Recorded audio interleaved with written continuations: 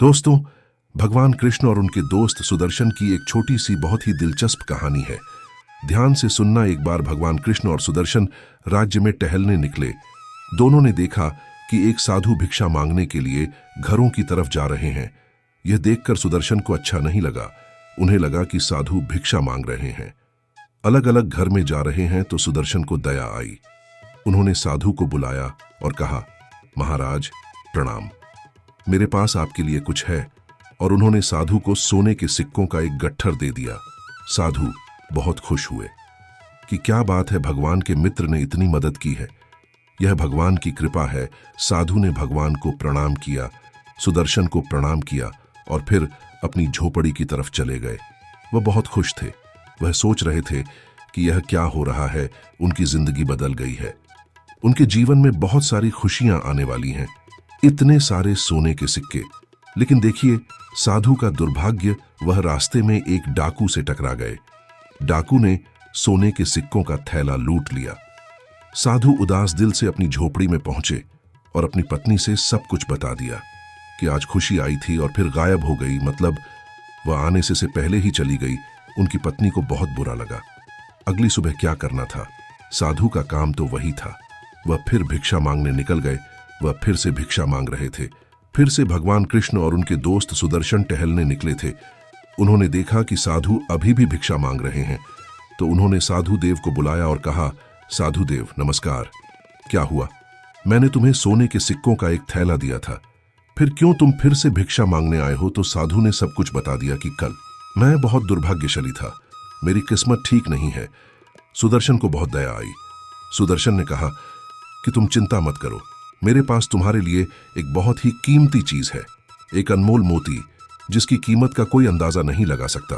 उन्होंने वह साधु को दिया और कहा, इसे अपने पास रखो, तुम्हारी जिंदगी बदल जाएगी। साधु फिर से खुश हो गए, भगवान को प्रणाम किया और सुदर्शन का धन्यवाद किया और कहा, सुदर्शन तुम सबसे अच्छे हो, इस दुनिया में तुमसे बेहतर कोई नहीं है। उसके बाद साधु झोपड़ी की तरफ बढ़ गए। वह बहुत खुश थे कि क्या बात है, भगवान श्री कृष्ण के दोस्त सुदर्शन ने कमाल कर दिया। उन्होंने मुझे फिर से दान दिया। जब वह झोपड़ी में पहुंचे, उनकी पत्नी नदी किनारे पानी भरने गई हुई थी। साधु उस मोती को छुपाने के लिए कोई सुरक्षित जगह झोपड़ी में ढूंढने लगे कि वह उस कीमती मोती को कहां छिपाएं, चोर की नजर से जो बचाना था। तो साधु ने एक पुराना बर्तन देखा। उनके पास कोई डिब्बा नहीं था, बस एक पुराना बर्तन था। उन्होंने उस मोती को उस बर्तन में रख दिया। साधु को लगा कि यहां यह सुरक्षित रहेगा, चोर इसे नहीं देख पाएगा। साधु आराम करने चले गए। वह आराम करते हुए सो गए। इसी बीच साधु की पत्नी पानी भरने नदी किनारे गई हुई थी। जो बर्तन उसने लिया था वह दुर्भाग्यवश टूट गया। अब जब उसकी पत्नी झोपड़ी में वापस आई तो उसे याद आया कि उसने एक पुराना बर्तन रखा था।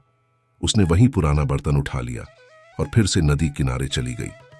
उसे पानी की जरूरत थी तो उसने उस बर्तन को नदी में डुबो दिया। जैसे ही उसने बर्तन डुबोया, मोती फिसलकर पानी में बह गया। जब वह पानी भरकर झोपड़ी में वापस आई तो साधु बैठे हुए थे। उनका माथा ठंडा था। उन्होंने पूछा, यह क्या किया? वह पुराना बर्तन कहां ले गई? उसने बताया कि वह पानी भरने गई थी, नया बर्तन टूट गया था। साधु बोले, तूने सब बर्बाद कर दिया। आज धनुर्धर सुदर्शन ने मुझे एक मोती दिया था, वो अनमोल था। मैंने उसे उस पुराने बर्तन में रखा था। तूने वह पुराना बर्तन ले लिया और चली गई और वह मोती पानी के साथ बह गया। सब कुछ खत्म हो गया। अगले दिन साधु फिर से भिक्षा मांगने गए। 2-3 दिन बाद फिर से भगवान कृष्ण और उनके दोस्त सुदर्शन टहलने निकले। उन्होंने साधु को देखा। सुदर्शन ने पूछा, क्या हो रहा है? साधु ने कहा, भिक्षा मांगने आया हूं। सुदर्शन ने पूछा, उस मोती का क्या हुआ जो मैंने तुम्हें दिया था? साधु बोले, क्या बताऊं महाराज, मेरी किस्मत खराब है। मेरी पत्नी वह पुराना बर्तन ले गई जिसमें मैंने मोती रखा था और वह के किनारे चली गई और वह मोती नदी में बह गया। सुदर्शन बोले, तुम तो कुछ कर ही नहीं पा रहे हो। सुदर्शन ने भगवान कृष्ण की तरफ देखा और कहा, भगवान मेरी मदद करो, कुछ करो। भगवान कृष्ण ने अपनी जेब से 2 सिक्के निकाले और साधु को दे दिए। फिर कहा, एक काम करो, अब तुम आगे मत जाओ, वापस जाओ। जिस रास्ते से आए हो उसी पर लौट जाओ, अपनी झोपड़ी में वापस जाओ, सब कुछ ठीक हो जाएगा। साधु ने भी नहीं किया। उन्होंने 2 सिक्के लिए और वापस चल पड़े। चलते चलते साधु सोचने लगे कि भगवान कृष्ण के दोस्त कितने अच्छे हैं। उन्होंने मुझे कितनी बार भिक्षा दी है, मेरी बहुत मदद की है, और भगवान कृष्ण ने तो सिर्फ 2 सिक्के दिए हैं, इनसे मेरी जिंदगी का क्या होगा। साधु इसी सोच में वापस जाते रहे। उसी समय एक मछुआरा नदी किनारे से उसी रास्ते से आ रहा था। उसके पास एक जाल था, उस जाल में एक सुंदर मछली फंसी हुई थी।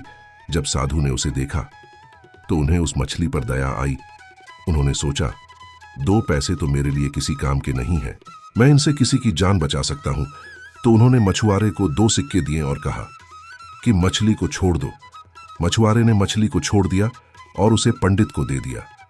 पंडित ने सोचा कि वह नदी किनारे जाकर मछली को आजाद करेगा, वह मछली को पानी में छोड़ देगा। वह नदी के किनारे पहुंचा, वह मछली को नदी में छोड़ने ही वाला था। तभी उसने एक मोती देखा, वो मोती मछली ने खा लिया था। साधु मोती को देखकर खुशी से चिल्लाने लगे, मिला मिला। जब वह चिल्ला रहे थे तभी वही डाकू वहां से गुजर रहा था। उसने देखा कि साधु चिल्ला रहे हैं।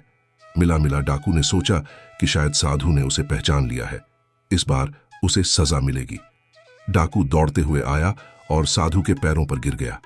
उसने कहा, महाराज कृपया मुझे माफ कर दो, तुम यह सोने के सिक्के रख लो, तुम सारी थैलियां रख लो, बस मुझे माफ कर दो, मुझे सजा मत दो। चोर साधु के पैरों पर गिर गया। अब सोने के सिक्कों की थैली पंडित हाथ में आ गई थी। मोती पहले से ही उसके हाथ में था, सब कुछ ठीक हो गया था। जब सुदर्शन ने यह देखा तो उन्होंने भगवान कृष्ण से सिर झुकाकर कहा, भगवान यह क्या चमत्कार है, भगवान आपने क्या किया। मैंने ने उस पंडित की मदद की, मैंने उसे सोने के सिक्कों की एक थैली दी, एक कीमती मोती दिया, फिर भी कुछ नहीं हुआ, उसके हाथ से सब कुछ चला गया था। और अब आपने बस 2 सिक्के दे दिए और अब उसके पास सब कुछ है। ये सब कुछ उलट पुलट कैसे हुआ। प्रभु भगवान कृष्ण ने सुदर्शन से कहा, मेरे दोस्त सब कुछ बस कर्म का खेल है, सब कुछ बस सोचने का खेल है। जब तुमने उस साधु को सोने के सिक्कों का थैला दिया तो साधु ने अपने बारे में सोचना शुरू कर दिया। वह अपनी जिंदगी के बारे में सोचने लगा, वह सिर्फ अपने बारे में ही सोच रहा था। फिर जब तुमने उसे मोती दिया तब भी वह अपने बारे में सोच रहा था। आज जब मैंने उसे 2 सिक्के दिए तो उसने उन 2 सिक्कों से मछली की जान बचाने के बारे में सोचना शुरू कर दिया। जहां उसने किसी और के बारे में सोचा, किसी की मदद करने के बारे में सोचा, वहीं उसकी जिंदगी में एक चमत्कार हुआ। दोस्तों, भगवान कृष्ण और सुदर्शन की कहानी हमें एक बहुत बड़ी बात सिखाती है। जिंदगी में अच्छे काम करने से अच्छे नतीजे मिलते हैं। अगर कभी जिंदगी में मौका मिले तो किसी की मदद जरूर करो। दिल से की गई मदद एक दुआ के रूप में लौट कर आती है और दुआओं में बहुत बड़ा जादू होता है।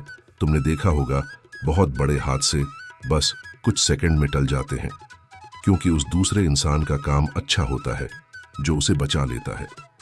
बहुत बड़ी परेशानियां टल जाती हैं क्योंकि आपका का काम अच्छा है। जिंदगी में अपने काम को बड़ा बनाओ, मदद करते रहो, अपनी दुआओं को अपने साथ रखो, क्योंकि पैसे कमाना आसान है लेकिन दुआएं कमाना बहुत मुश्किल है।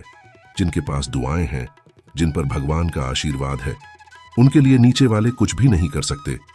मैं आपको यही कहना चाहता हूं कि दुआओं, अच्छे कामों, भगवान के आशीर्वाद और अपने प्रियजनों के प्यार के साथ कुछ ऐसा करो जो दुनिया करना चाहती है।